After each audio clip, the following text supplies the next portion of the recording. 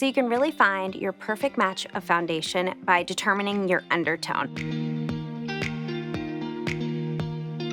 Today, I'm going to use the Huda Beauty Easy Blur Foundation. I'm gonna start off using the 510R, and R can also mean cool undertone. Let's go one at a time here. And I'm gonna give a nice big swatch on the cheek. This next one is 500G. So G can mean golden undertone or warm undertone.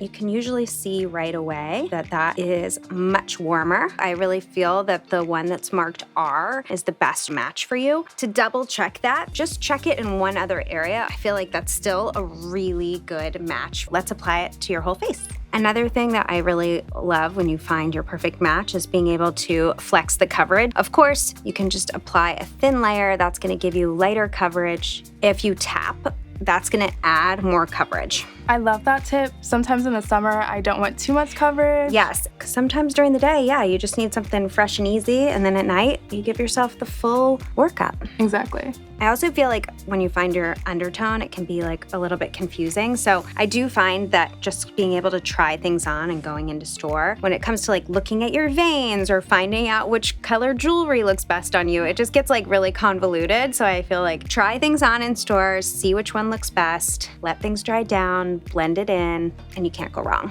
Gorgeous. So I'm gonna use a little bit more, different, smaller brush. It's a little bit more compact, so it's gonna add a bit more coverage. I'll just give you a tiny bit under your eye, just a tiny bit of concealing on the top. You are all set. Oh, wow. That looks super nice. And it has a nice glow to it as well. I love it. It looks really stunning on you. It makes your skin just evened out, but it's definitely the perfect match for you because it matches your décolleté perfectly. I'm gonna have to add this one to my cart. Love it.